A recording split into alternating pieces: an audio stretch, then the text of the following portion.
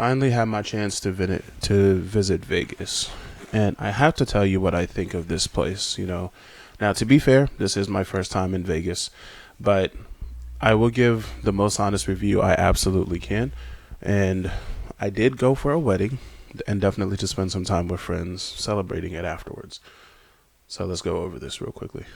Now, I stayed at the Westgate Resort, Hotel and Resort. It's a nice hotel. The beds were comfortable. Bathrooms are definitely, I think, the best parts of the hotel. But it was missing a fridge, and it was definitely missing a microwave. Never did I ever think in my life would something like that be really a big deal, especially up front. And it was actually quite shocking as to how much of a big deal that actually was, and something that I'll definitely be looking for at every hotel going forward. No microwave obviously makes it harder to reheat food, so if you buy food, you cannot hold on to it. You are obligated to either eat it, or if it sits out for too long, bacteria builds up, you gotta throw it away. Okay. If you want to buy food to store up or maybe to eat, one, you either don't have a way of heating it up, or two, it has to be something like fruits that can just be kept out, like bananas or, grapes or whatever, that you can just heat up, or you don't have to heat up. You can just open up, clean it, and eat it, do whatever. So something convenient like that. Or you have to drive out to go get something to eat, which is very inconvenient, to be completely honest. And I just never thought I would pay attention to something like this, but this one definitely gave me a little bit of shell shock. I was a little bit caught off guard with how big of a difference this actually was. Before you go to any of these resorts, one thing that I would definitely tell you to do, it doesn't matter if you stay at the Bellagio, Caesar's Palace, whatever, it doesn't matter where you stay. Flamingo, doesn't matter. Bring your own water. Go to a Walmart or to a grocery store or something, buy a case of water and bring it. The reason why I say this is the title of this video is really not clickbait. You know, a bottle of water, just a 16-ounce bottle of water, and it's Aquafina to make it worse, is $6 after tax. A case of 24 Aquafinas, $26. You do look like the fool for buying that. It does not look good on you for buying that. Just take the time to go out to a store, buy your water, bring it in. Yes, you'll have to carry it in and all that. But it's something you have to do. Do not pay $26 for a case of water. You look pretty bad doing that. If you are not a smoker or don't like the smell of smoke, I hate to ruin this for you, but almost every Las Vegas hotel and resort, of course, they have the casinos in there. People will be smoking. People will be drinking and all that stuff. But specifically for non-smokers, if you don't like the smell, walking through the resort, you will smell nothing but smoke going through the whole way. I did not find any single hotel that I could actually walk through where I'm not smelling smoke, or smoke is not hitting me dead in the face, where I'm like, man, there's no one smoking in here, or maybe they don't allow it. I think they all allow it. But then again, it's a casino. I think it's expected. Everyone pretty much agrees that they can smoke, and I think they will. So just come in there prepared and ready to smell that, because you're not getting away from it.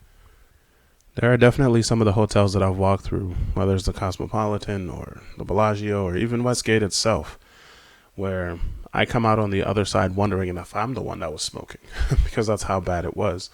If they tested my lungs there and told me I was the one that was smoking, I probably would not deny them or argue them, because I walked through that and it's pretty much secondhand smoke at that point. Every hotel takes time for you to reach your room as well. So to go from, let's just say you rented a car, to go from the parking garage, you park, you get down to the front, you got to walk through the entire resort, casino, and all that stuff, because usually the hotel is dead in the center of the building. It may take you easily 10 minutes just going from your car to your room. Okay, it is a track. You're not really going to beat that by much time unless you are jogging or walking faster, which then just looks awkward inside the hotel. So even if you take your time, it's going to take you a tad bit longer than what you actually think. But I also understand that, all the hotels have to kind of think about their resort and casinos as being a priority. I definitely understand where they're coming from with that design, And of course, there's also a security element to it as well, because you're not just walking to the front of the building and you're right there at the hotel, where if you really are staying at that specific hotel, you actually do have to make an effort to get to your room. In some hotels, you're definitely asked for your hotel key or your room key before you can take the elevators to go up. So there's definitely an element of security in there, and I definitely get it. But to be completely honest, it's very inconvenient, especially when you want to go out and get food or something like that. You got to walk through the whole thing again. Or if you go out and get a case of water, now you're carrying a case of water throughout an entire building. Or you can look like a fool paying $26 for a case of water. You kind of have to pick your battles in this one, and it's a very interesting battle to kind of be thrown into. Now, if you are not a gambler, you're not a drinker or smoker or anything like that, and you still want to enjoy Vegas, there definitely is a way to do that. And that's actually to leave the strip. Just use the strip as a place to stay, or get an Airbnb or something like that as a place to stay, as a central point. And then you can go out and visit the rest of Vegas, or, the surrounding. Vegas is really a valley. So you can go to Red Rock Canyon. Amazing views out there. The Hoover Dam, if you've never been, that'll kind of blow your mind. Even the views from the highway going to the Hoover Dam when you see Lake Mead off of Highway 11, beautiful, just gorgeous, it's spectacular. That's something that I would recommend anyone to even just drive through, even if you don't want to go to the Hoover Dam, or maybe you've been to the Hoover Dam and it's been a long time. Just take a drive through Highway 11 down there when you're within about a mile away from Hoover Dam. It is a spectacular view to die for, seriously. There's also the Valley of Fire, another beautiful place where you can see a lot of red rocks, things of that nature on the hill. The way that they're set up, you will get definitely probably the most pictures out of Valley of Fire. You will definitely get most of the best pictures probably out of there, especially if you have a social media page, or you just want to share it with family, or you want to hold on to it for maybe a Facebook photo or something on Instagram or something like that. That's definitely the best place for pictures. Death Valley, only in the winter. Do not go there in the summer. It is usually recorded as the hottest place on the planet. It is called Death Valley for a reason. It can definitely take your life if you're not very careful. For the most part, they do close it off in the summer and don't really allow people in because of the dangers of the heat and how bad it can actually be down there. So overall, what I've learned on this trip is that the people you are with will make or break the trip. That's just a simple fact. Because, first of all, let's just go through this. So, bring comfortable shoes. That's number one. Because if you're going to be on the strip, you're going to be going through the casinos or whatever it is, you're doing activities, going to museums and all that, you're going to probably walk about 20,000 steps a day. That's pretty much what it was for me. That was very average on a day. I pretty much expected that from that point.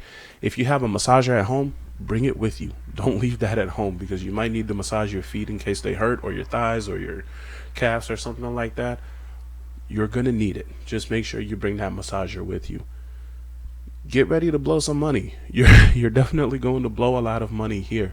And you won't really be thinking about it. It's set up in a way that you're not really thinking about how much money you're spending. And that's where it gets actually dangerous. Because, you're blowing money on gambling. If you're a gambler, you're going to be blowing money on drinks. We already said water was $6. You don't want to know what drinks cost. I don't even drink. But I've seen some of the prices, and they're quite ridiculous. Food, if you're in a resort or something like that, food is very expensive for no reason, by the way. Maybe just because they got to pay for the space inside the resort. Food on the strip can also be expensive. Now, of course, there are your everyday restaurants there as well. However, what I've learned to find out is from the locals, food off the strip, far better than the food on the strip.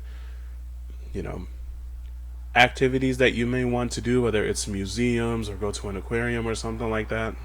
The aquariums are not that big. The zoo is very small compared to other zoos.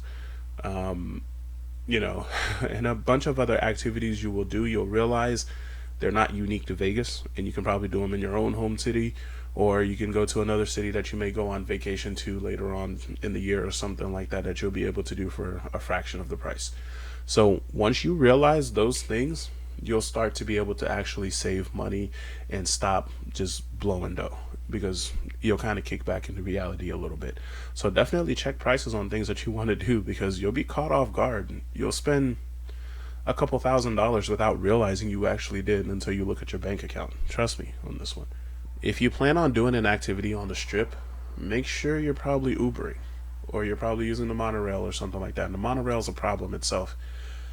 But make sure you're Ubering or something like that, because parking on the strip, A, is expensive, or B, they just simply don't have parking where you're going. So even if you park somewhere, you may have to walk 10-15 minutes to get to the activity that you want to do.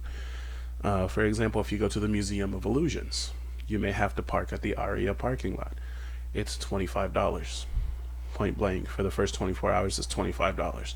Some garages may only charge 10 or 15 bucks, like the Westgate, and we'll come back to that as well, because when I did the reservation, the Westgate parking lot was actually free, and I had to get a voucher from the front desk to be able to park in there for free, and they were still trying to charge me whenever I left the Westgate, even though they knew I had the voucher. So that was an interesting experience as well. But if you have a rental, seriously, you're going to have to Uber to many places, because the parking is outrageous, or there is no parking near where you're going. So an Uber at least will be able to drop you off exactly where you're going and kind of save you a little bit of time that way. But once again, you're still going to be blowing money. It's all set up to make you spend money. So trust me, you're going to blow money. Don't argue it. Don't fight it. It's okay. Just accept it. If you do not drink, smoke, gamble, or party, or if you're not in Vegas for anything specific, like for me, I'm a big UFC fan. If you're not there for something like that, or a comedy show, or maybe a music show or something like that, I'm gonna be honest with you, I have no idea what you're doing in Vegas. I don't know why. This place has honestly never been personally in my radar, but like I said earlier, I definitely went there for friends and a wedding. So that was my reason for going.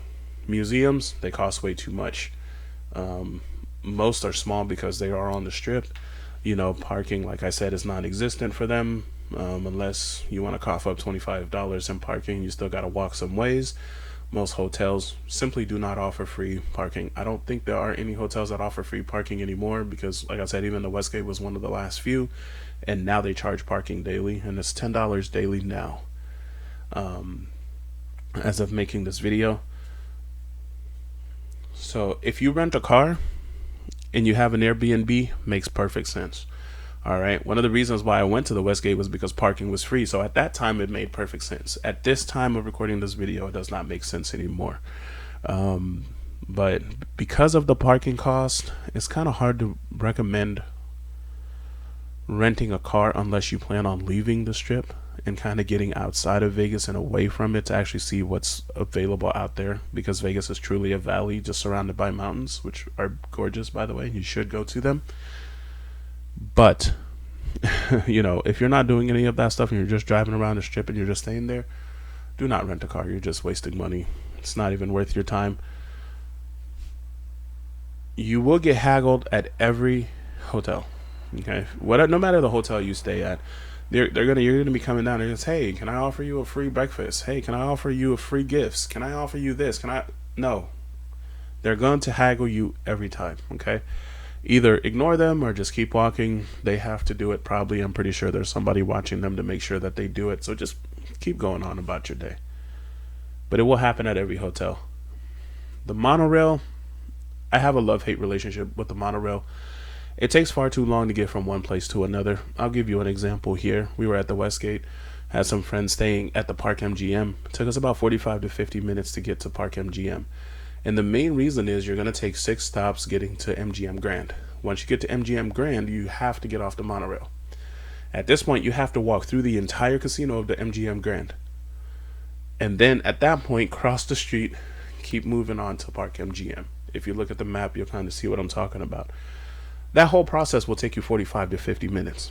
Now, if you were to drive, you can probably get from Westgate to Park MGM in less than 10 minutes.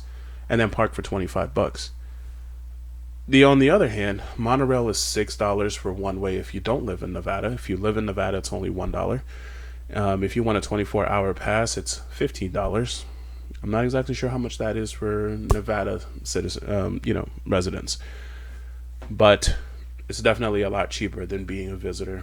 That's for sure. So if you know somebody that lives in Nevada and you want to use the monorail, it makes a whole lot more sense, because you're only paying $1 for a trip, and that's a nice little way to kind of save some money as well. Some hotels, however, between the Aria, for example, and the Bellagio and some of the others, do have access to a tram, which is free. So you can move between them, which is actually free, but that's also because the monorail doesn't really necessarily go through those areas where the tram is actually going. And the tram actually takes you through accessible places where you can actually get to where you want to go. Ultimately, for this trip, I found it more appealing to actually leave the strip. Everything on the strip, like I said, was more of just being able to waste money. That's pretty much what it was, you know, especially if you are a person who likes to explore, who likes to go find new places and new things to do, get off the beaten path.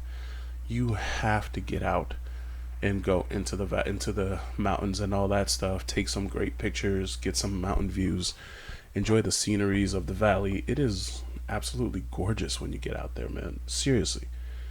And seriously, set a budget for what you're not willing to spend over, because otherwise you will not be able to control how much you spend, because you won't know how much you're spending. Okay. The expensive restaurants are okay. The best restaurants out there, you know, are actually one, not on the strip, and they're not the expensive restaurants. But the expensive restaurants, they're okay. They're not going to blow your mind or be something ultra special that you've probably never had. You're paying for the entertainment when you go to those restaurants, and you're impressing people. Let's just be honest about what those restaurants are for. When you take an Uber ride, learn from the locals. Learn what they like to do. Learn the best places that they like to be, so you can go visit what the locals actually do. Learn why the locals hate going to the strip. Ultimately, I had to agree with them. Actually find out why they don't care to go to the strip. That's a big one. I had to say that twice, but after speaking with them, I came down to the same conclusion. It's overrated. Thank you very much for your time today, guys. Definitely like and subscribe, and we will have much more coming for you. Have a good one.